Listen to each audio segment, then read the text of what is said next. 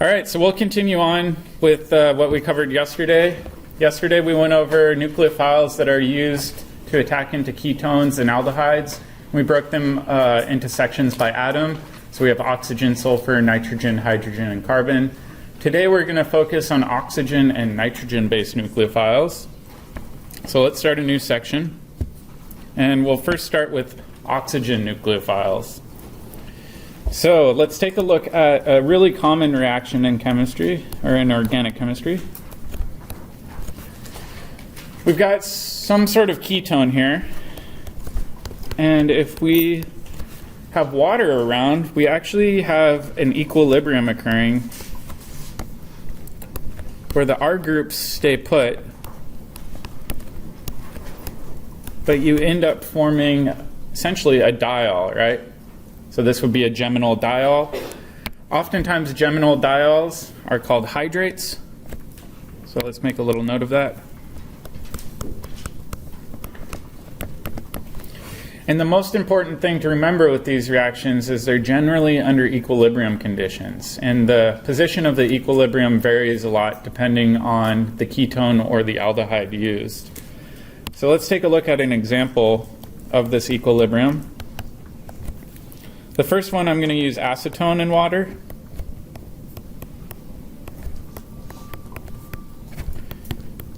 And I want us to try to predict the position of the equilibrium. Oops, sorry, this should be a CH3.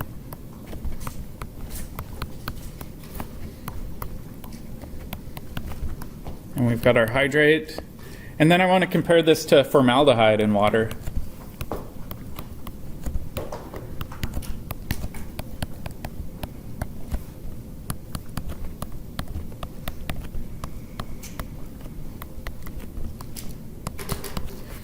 Okay, so we've got these two equilibria in separate containers. Which one do you think is going to favor the hydrate?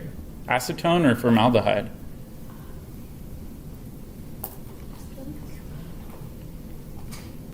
We could ask ourselves a different question. What's more electrophilic, acetone or formaldehyde? This gets back to what we were talking about yesterday. What tends to be less stable or more electrophilic, aldehydes or ketones? Aldehydes, right? So we know that the ketone is stabilized by hyperconjugation from those two methyl groups. So we know that this is more electrophilic.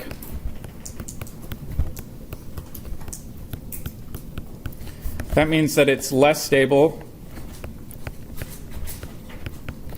or more reactive.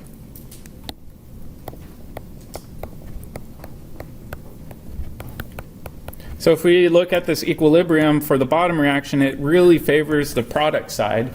In fact, if you measure this in solution, it's something like 99.9% in the hydrate form.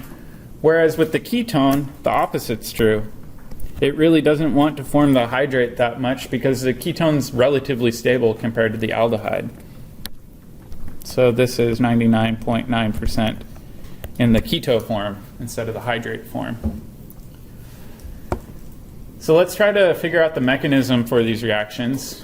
And we'll use formaldehyde as our example because we know that formaldehyde likes to form hydrates.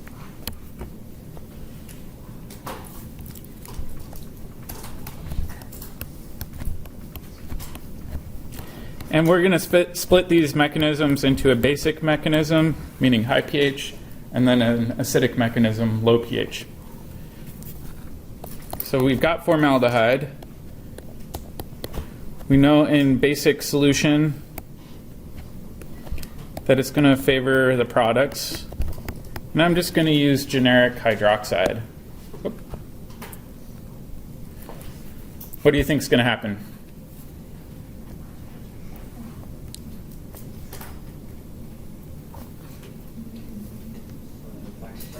Okay. Attack the carbon, kick up electrons. Let's look at our intermediates.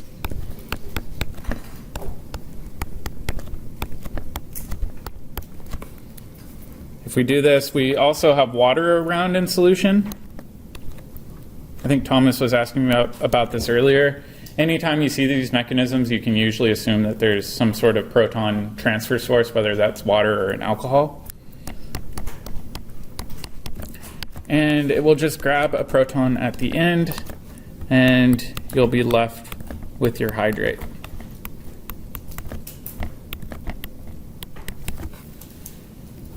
Let's try to do the same thing with acidic conditions.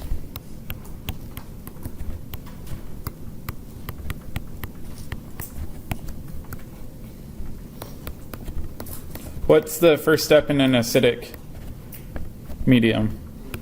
Protonation. So I'm just going to use generic H+. We'll talk about what acids are commonly used. We know sulfuric acid's commonly used, but there are a handful of other catalytic acids that are used. So we'll protonate our carbonyl.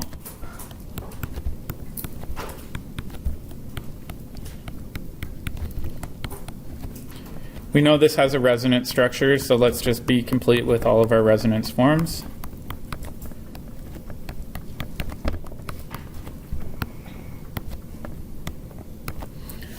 Okay, and now what? This should be more of a plus, sorry. What do you think could happen if we've got water around in solution? Yeah, water is a weak nucleophile. It'll attack in.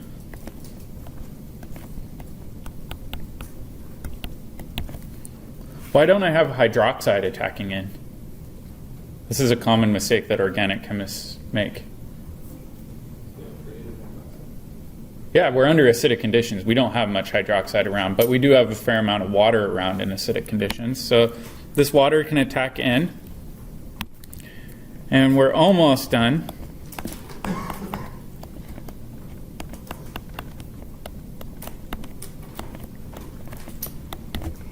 We've got this oxygen that has a positive charge. The last step is going to be our deprotonation. So I'll do minus H+, and we'll get to our hydrate.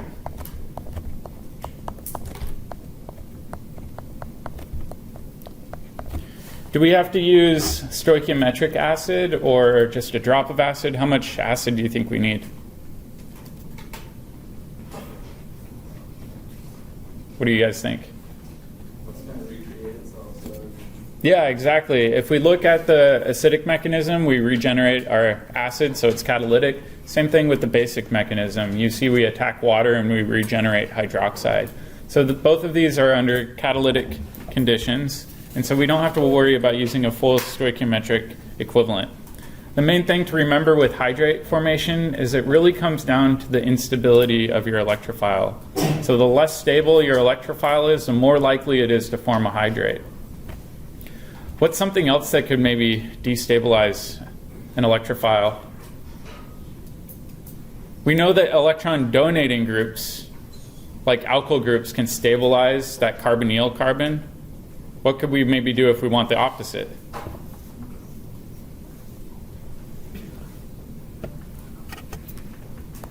Let's take a look at an example.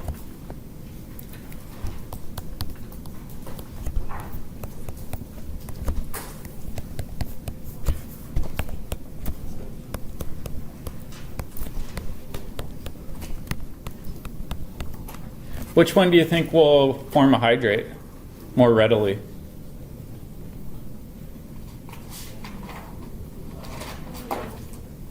Which one? Well, let's think about this, right? So we know that the methyl group will actually stabilize this carbon.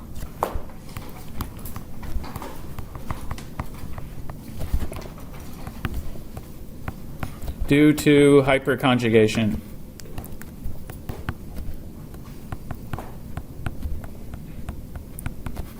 Right? What about the CF3 group? Do you think that's going to stabilize that carbon?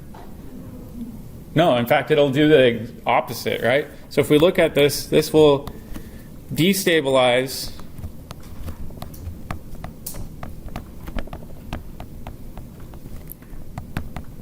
the delta positive charge due to what? Due to induction. So if we look at it, this one is much more likely going to form a hydrate than the ketone shown on the left. So there are various things we can do to stabilize or destabilize aldehydes and ketones. Does that make sense? But the forming is actually starting to pull electrons off, like double bond with the oxygen too, or no? Not off of the oxygen, and it's important to remember too that the inductive effect drops off really quickly every atom away you get, right?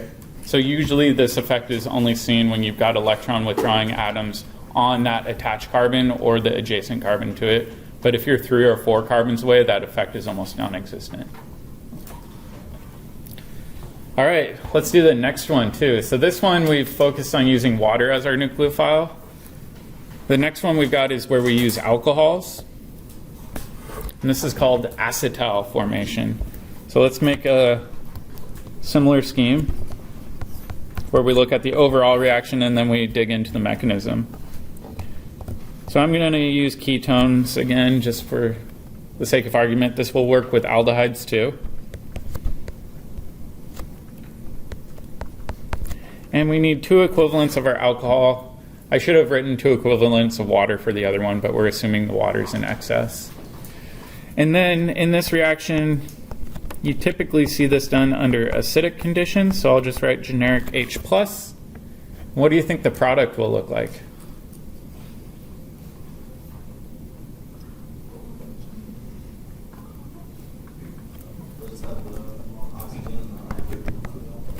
Yeah, you've essentially got something similar to a hydrate. Whoops, sorry, these should just be CH3s. However, our alcohols are adding in instead of the water. And this is called an acetal. And you also get an equivalent of water released in this reaction. Let's make a little note really quick too about acids that are commonly used in this reaction. We know from our problem of the day that sulfuric acid is commonly used. You only need a drop of it in order for this reaction to occur. We also have another one. Brownie points if you can remember the name of this. Does anybody know what this is called? For all the brownie points.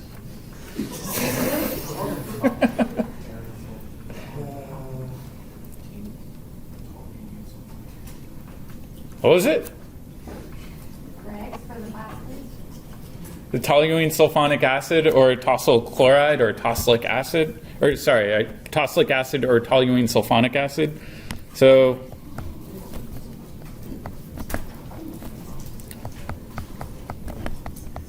it looks really similar to tosyl chloride, right? But we've just got a proton on the end, so this is tosylic acid.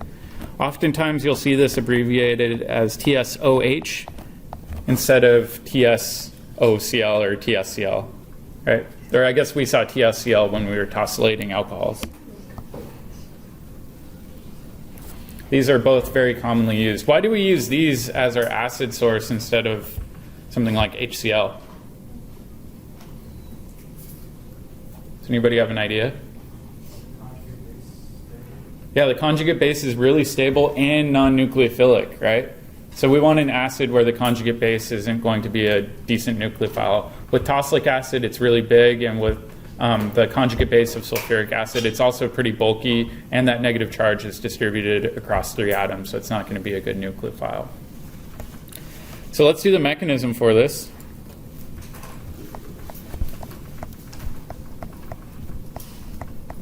You might want to stretch your hands before we start this. This mechanism's pretty involved.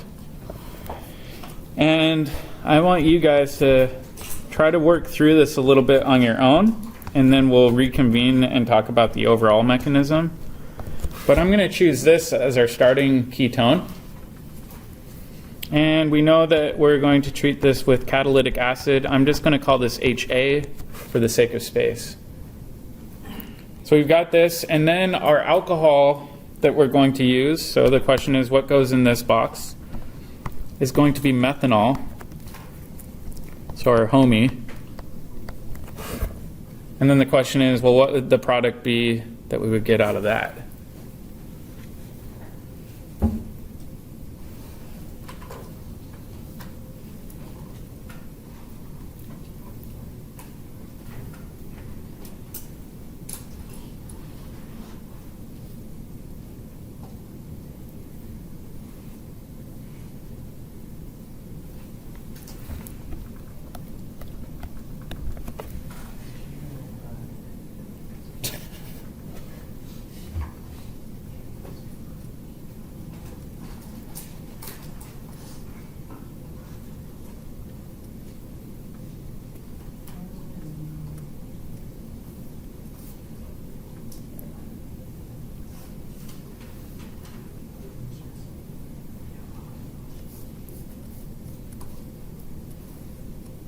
Raise your hand if you think you got it for the first two boxes here.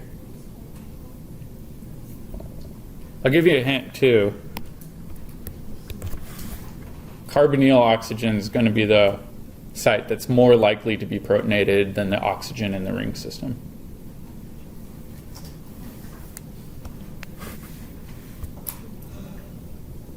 All right, it looks like a lot of people are dropping their pencils, so let's work through this. We know from my hint that we'll protonate this oxygen.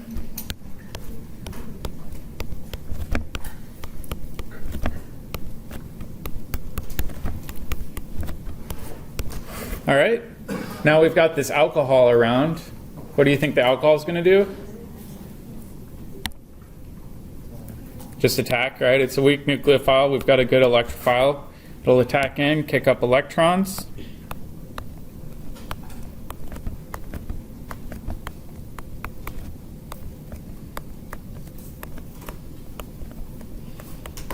And then we've got this protonated intermediate. What do you think might happen next?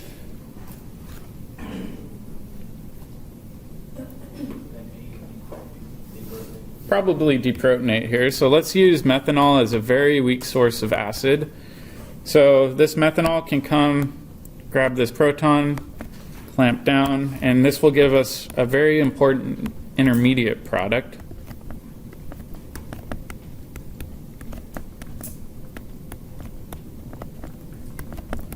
This isn't quite an acetal, we're only halfway there. So this is called a hemiacetal.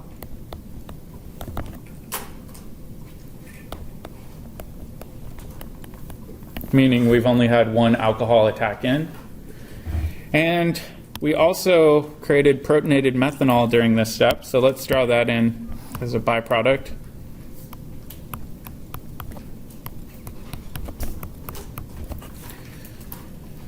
What do you think is going to get protonated next? The alcohol, right? Alcohols are relatively good bases, at least compared to an ether. So this will come grab one of these protons.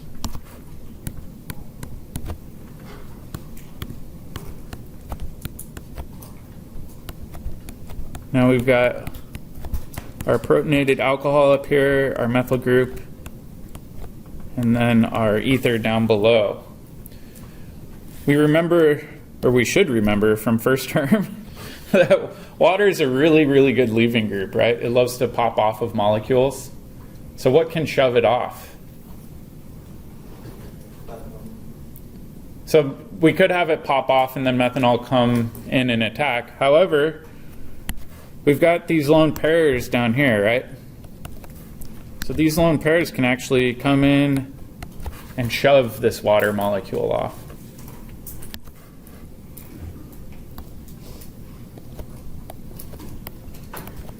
Yep. So let's take a look at this intermediate.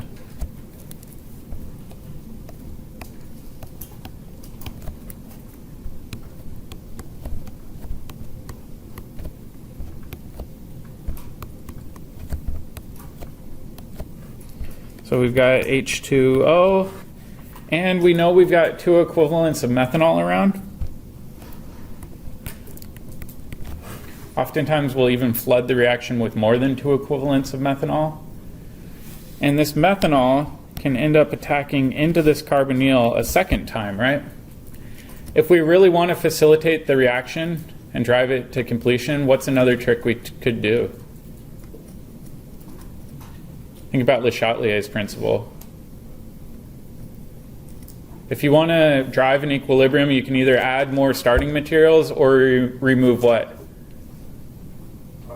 Yeah, remove products or byproducts. So oftentimes when you do this reaction, you're trying to suck water away or distill it off during the reaction. So you can use that as a trick to drive the formation of your acetal.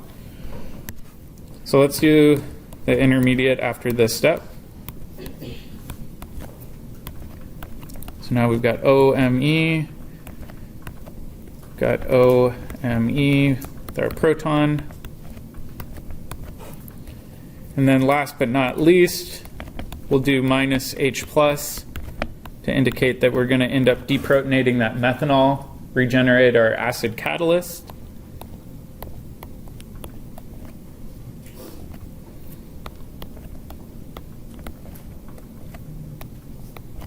Let me clean this up a bit. And you end up with your final acetal product. So like I said, this is our byproduct.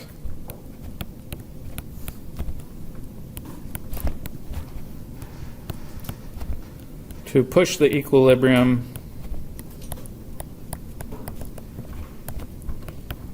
you can remove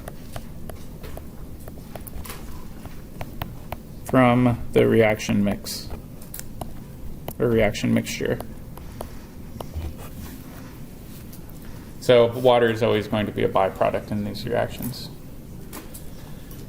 This is pretty steppy, I know, but there's a really important use for this reaction, and I'll show you guys that next.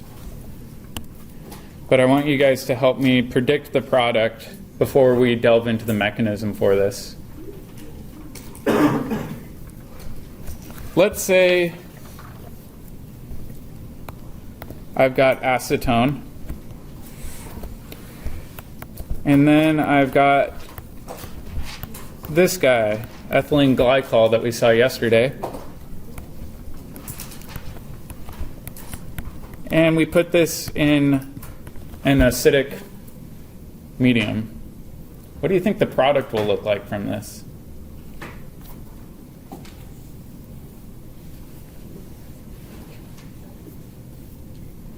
You don't have to do the full mechanism, just try to use the previous reaction as a guide.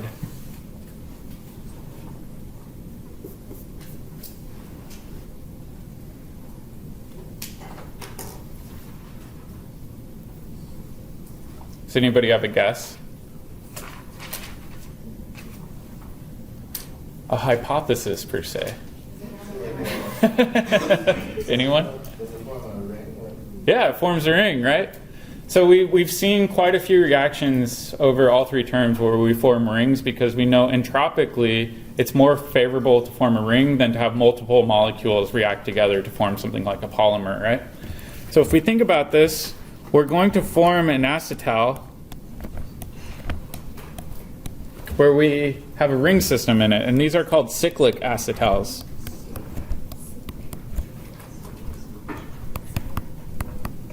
The question is, why would anybody want to form a cyclic acetal? And there's one really important reason, in that this is a protected ketone. Right? If we think about the carbon right here, this carbon's no longer really electrophilic. So we don't have to worry about unwanted side reactions with this. So if we want to protect a ketone, we can form a cyclic acetal. And then if we want to remove the ketone, what do you think we could maybe do in order to push it back to the ketone side instead of the cyclic acetal side? Again, think back to Le Chatelier's principle.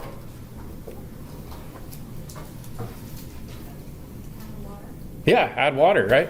If we add a bunch of water, we're going to use Le Chatelier's principle and push it back to the starting material side.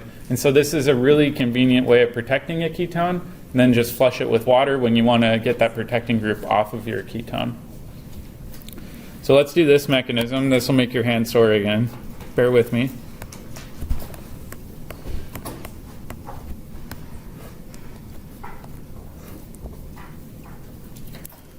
So first step, under acidic conditions, we said is always going to be protonation. So we'll just have this ketone attack our acid source.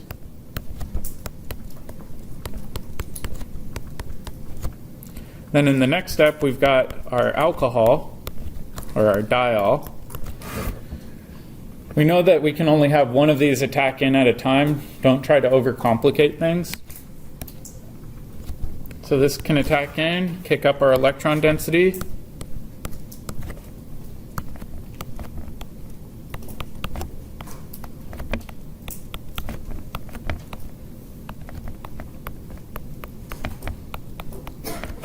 and we end up with this protonated intermediate. We know we can deprotonate this, so I'm just going to do generic deprotonations as minus H plus.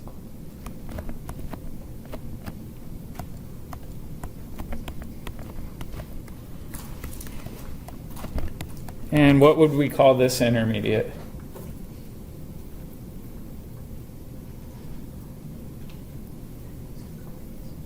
Special name?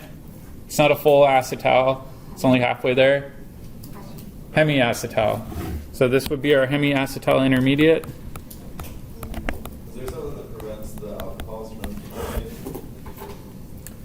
Yeah, the reality is this is a really complex equilibrium, so there's a bunch of different sites that could act as the base, so I'm not going to show a generic base deprotonating in this step. The reality is, in this next step, we want to protonate the alcohol that's left on there. So I'm just going to draw H plus here. So really this proton's just getting shuttled from one oxygen to the other. But it's a very complex acid-base equilibrium occurring.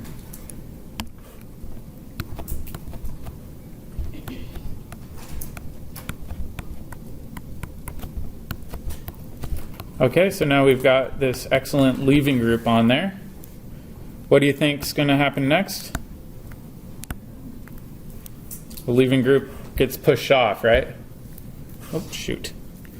So in this case, we can have this oxygen over here, use its lone pairs to kick down, shove off our water.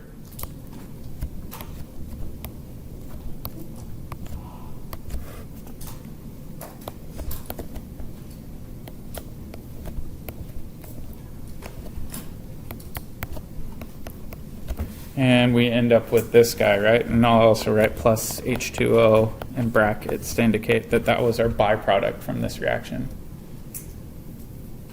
Okay, now we've got this alcohol on the other end that can essentially attack in here and slingshot up.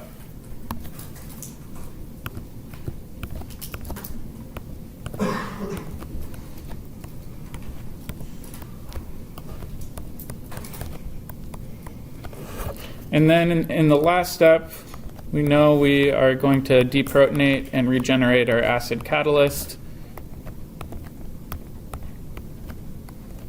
to give us our cyclic acetal.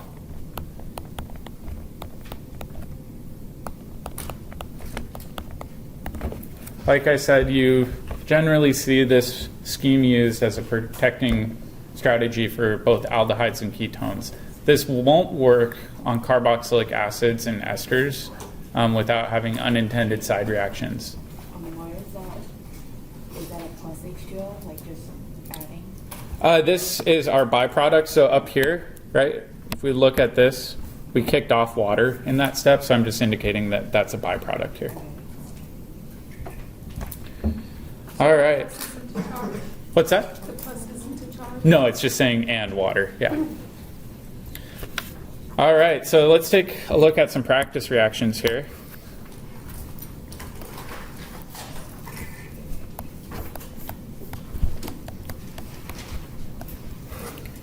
All right, for this first reaction, we're going to do a little bit of synthesis.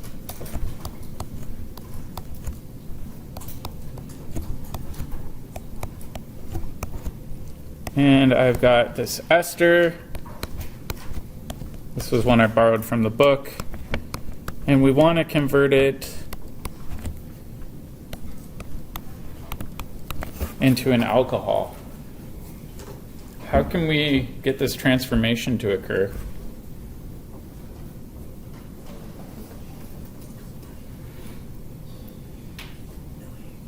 Well, let's think about this, right? I heard somebody saying LAH, right? We've got this ester right here. We can confirm an ester or transform an ester into an alcohol using LAH, but what might be a problem? We'd also reduce the ketone. So if we just threw LAH at this willy-nilly, we'd reduce both of our carbonyl groups and we'd end up with a diol, right? We don't want a diol. We want that ketone to remain intact. So what would the strategy be then? Yeah, protect it. So all we need to do to protect the ketone is throw in ethylene glycol,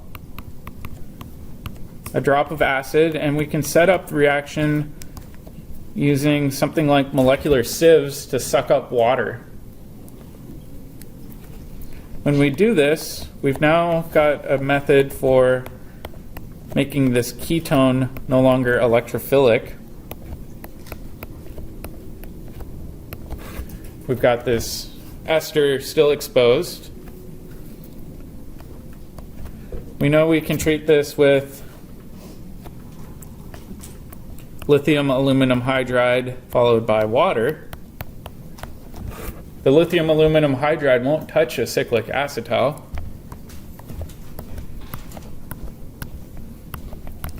So we'll end up just reducing the ester.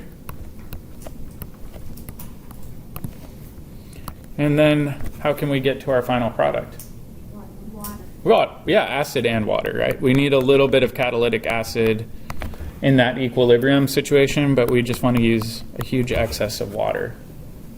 So a pretty handy functional group transformation. So why does it attack the oxygen coming off the benzoic carbon? Are you saying why doesn't it form a cyclic acetal on the ester carbonyl? So aldehydes and ketones are much more electrophilic than esters or any of the other carbonyl functional groups. So we can only really form cyclic acetals with aldehydes and ketones, which is nice in terms of selectivity, right? So we can exclusively protect one over the other. Let's do another practice one. I'll let you guys work on this with your partners.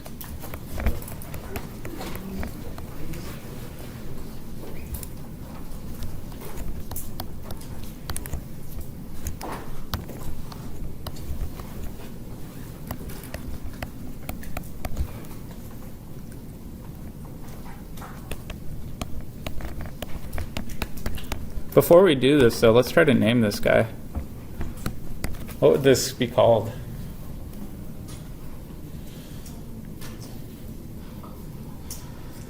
What's higher priority, a ketone or an alcohol?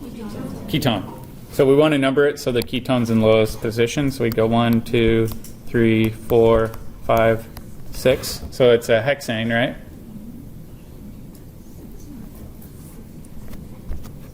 So it'd be 6 hydroxy,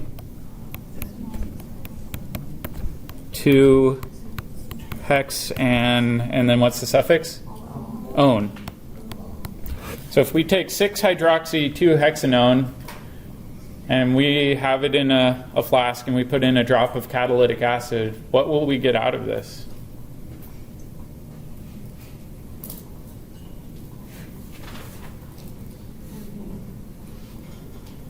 Try to do the full mechanism for it. It's a little bit tricky.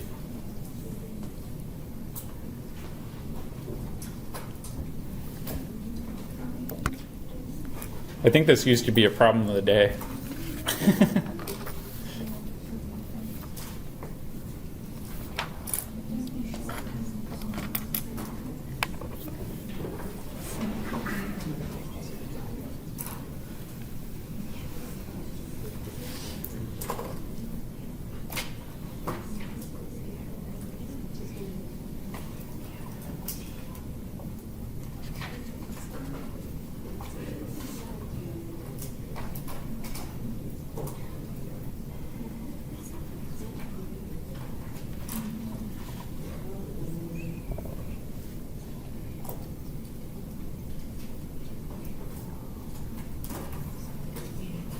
Some people get really upset with me and they're like, but there's no alcohol in solution. I'm like, yeah, there is, right off carbon 6, right?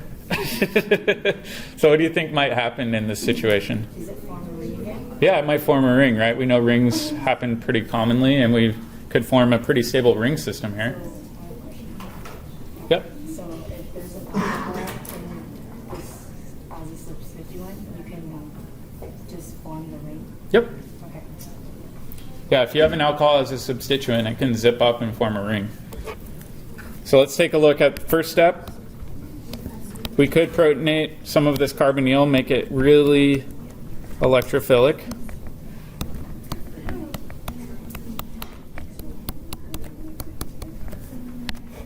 then we know this oxygen could attack in, right? Because that carbon's very, very reactive now. And if we think about it, we've got a ring system, right? So I'm just going to number this arbitrarily. I'm going to go 1, 2, 3, 4, 5, 6. We know 6-membered rings are pretty stable. So if we go through and we renumber this 6-membered ring, we've got oxygen in one position. So I'll do 1, 2, 3, 4, 5, and then 6 over here. Carbon 6 also has a methyl group attached, right? And carbon 6 has this OH group attached. If we look at oxygen at member 1 in the ring, it also has a proton coming off of it. So this oxygen is going to be positively charged. And then last but not least, what do you think could happen? Yeah, just deprotonation. We're going to regenerate our catalyst. So let's take a look at our final product. Oops.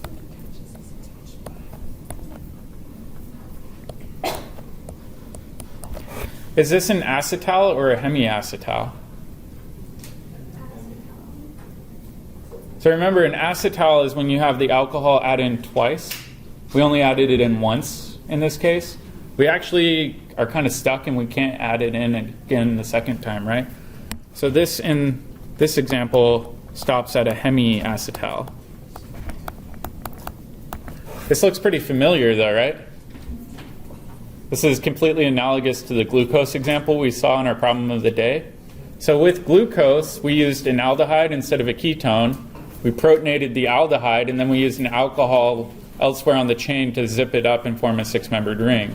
So if we think about carbohydrates, carbohydrates are oftentimes viewed as hemiacetals, right? So they're constantly flipping between the ring closed version, which is a hemiacetal, to the ring open version, which would be an aldehyde. If we wanted to go backwards, we could try to favor this by using a variety of different techniques, and we'll talk more about that when we get to the carbohydrate chapter. Make sense? It's coming full circle now from our pod. All right, let's go on to our next set of nucleophiles. I think we have enough time to at least hit the basics for this. These are nitrogen-based nucleophiles. And specifically, we're going to start off with looking at primary amines.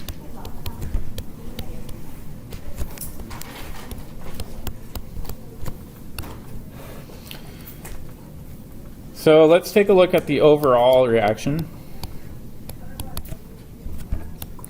And just to try something new, we'll go with an aldehyde here. And we're going to use catalytic acid again. However, this time we're going to use an amine. And we're going to drive off water, so I'll do negative H2O down here. And what we're going to do is form this functional group where we have an R group and our nitrogen right there. And this nitrogen has a lone pair coming off of it. This is called an imine. And this reaction is pretty particular regarding the pH conditions. And let's make a little note of this.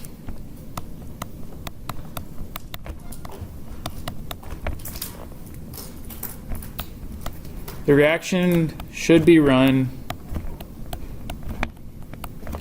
at a pH of approximately 4.5. What do you think the problem is if we get this too acidic? We'll protonate the carbonyl, but what else might we protonate? The amine. If we protonate our amine, it won't be a very good nucleophile, so we have to kind of find that sweet spot where we can protonate the carbonyl, but still have some of our nitrogen around to act as a nucleophile. So let's take a look at the mechanism. It's very similar to the other one.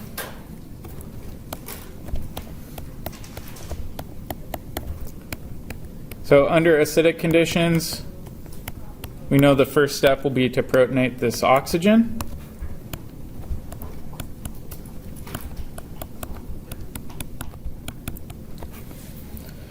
What do you think can happen next?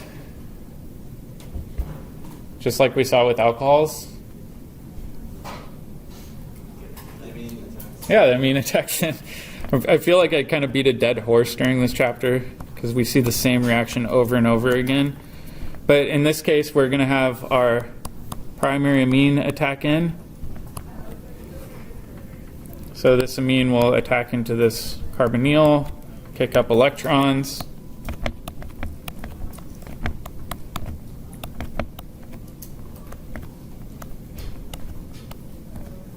I'll call this R prime so we know it's different. And this primary amine is protonated. We saw in the previous examples that we have to deprotonate this, so I'll do minus H plus. That can be done by another amine in solution or something else in solution.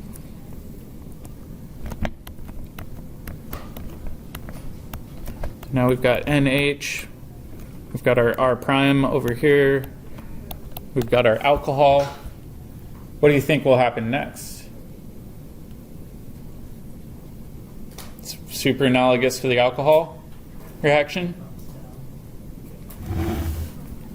So we got to protonate the alcohol, right? Because it's not a good leaving group yet. So I'll just write H plus. So alcohol can grab that proton.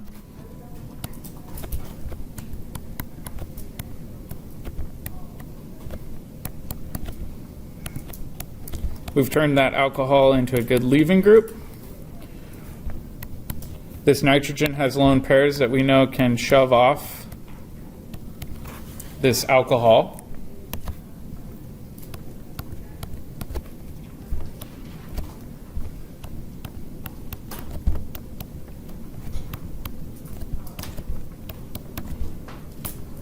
Oops. This nitrogen now has a positive charge, and I'll write plus H2O down here because we know that's a byproduct. And then last step, just deprotonation, right? So I'll do minus H plus.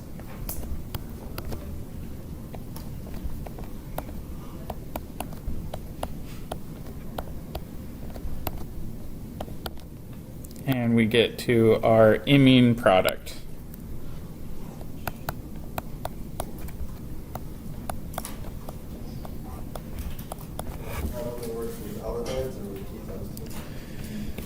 That's a good question. You do see it with both of them, but aldehydes are going to be more reactive than ketones. For your problem of the day tonight, what you're going to be looking at is a primary amine. Specifically, I think I give you hydrazine. And I want you to try to figure out the full reaction mechanism. So I gave you the product. I just want you to come up with a reasonable reaction mechanism. It's completely analogous to all of the reactions we saw today. If you guys have questions, though, feel free to let me know. Just try to work on it earlier rather than later because it is a little bit tricky.